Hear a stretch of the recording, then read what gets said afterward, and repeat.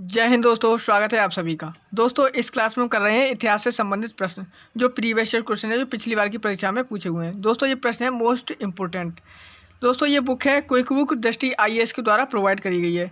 दोस्तों जो आज का हमारा चैप्टर है वो है सूफी एवं भक्ति आंदोलन।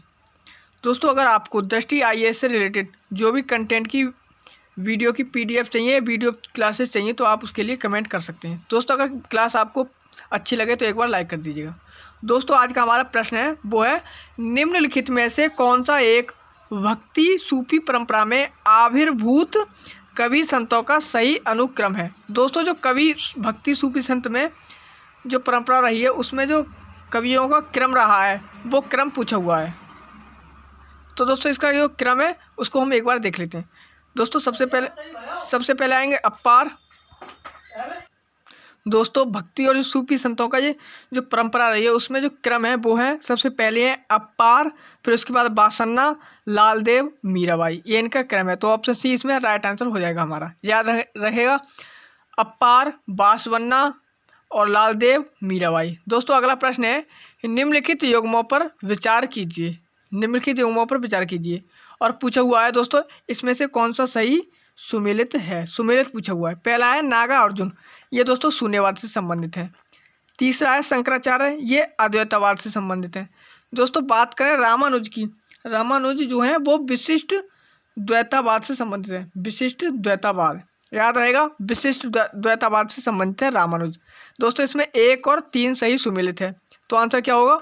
ऑप्शन सी राइट आंसर होगा, 1 और 3। दोस्तों अगले प्रश्न की ओर बढ़ते हैं। अगला प्रश्न है तुलसीदास किस मुगल शासक के समकालीन थे। दोस्तों अगर प्रश्न में आपसे पूछ लिया जाए तुलसीदास के बारे में तो याद रखना ये अकबर के समकालीन थे। किसके समकालीन थे? अकबर के। दोस्तों अगला प्रश्न है कृष्ण का अवतार किस संत को माना जाता है।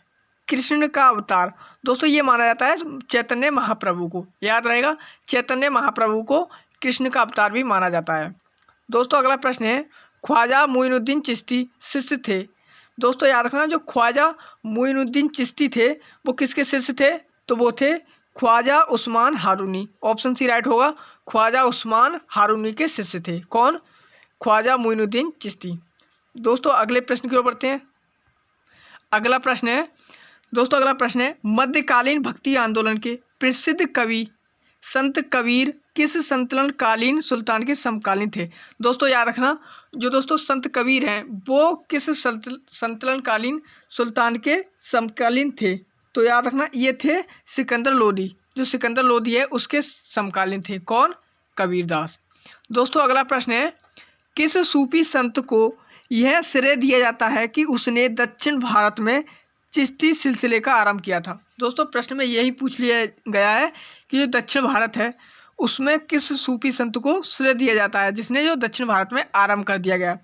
तो याद रखना ये किसे श्रेय दिया जाता है? ये दिया जाता है बुरहानुद्दीन गरीब। जो दोस्तों बुरहानुद्दीन गरीब है इनको श्रेय दिया जाता है बुरहानुद्दीन गरीब को। दोस्तों अगला प्रश्न है किस प्रसिद्ध सूफी संत ने दिल्ली के 7 सुल्तानों का शासनकाल देखा है। दोस्तों ये प्रश्न पूछ लिया गया है, बार बार ये भी रिपीट होता है।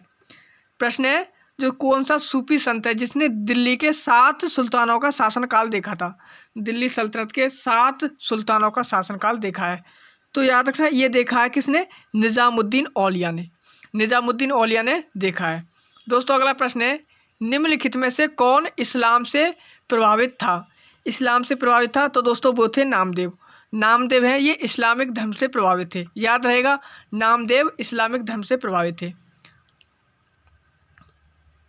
दोस्तों अगला प्रश्न है निम्नलिखित में से किस चिश्ती संत को चिराग ए दिल्ली कहा जाता है। यानी कि दिल्ली का चिराग ए दिल्ली किस सूफी संत को यानी कि चिश्ती संत को कहा जाता है। तो दोस्तों याद रखना जो नसीरुद्दीन है, कौन है? नासिरुद्दीन को दिल्ली का चिराग कहा जाता है या फिर चिराग ए दिल्ली नासिरुद्दीन को कहा जाता है। तो दोस्तों ये थे हमारे आज के 33 प्रश्नों तक हमने हल कर लिए। इससे भी पहले हम कुछ प्रश्नों को देख चुके हैं। अगर आपने वो प्रश्न नहीं देखे हैं तो आप उनको भी जाके देख सकते हैं। दोस्तों अगर आपको इसकी PDF चाहिए तो आप टेलीग्राम चैनल से जुड़ सकते हैं और कमेंट भी कर सकते हैं। अगर वीडियो आपको पसंद आई तो एक बार लाइक ज़रूर कर दीजिएगा। दोस्तों आज की क्लास को यहीं तक रखते हैं, मिलेंगे अगली क्लास में, तब तक के लिए जय हिंद।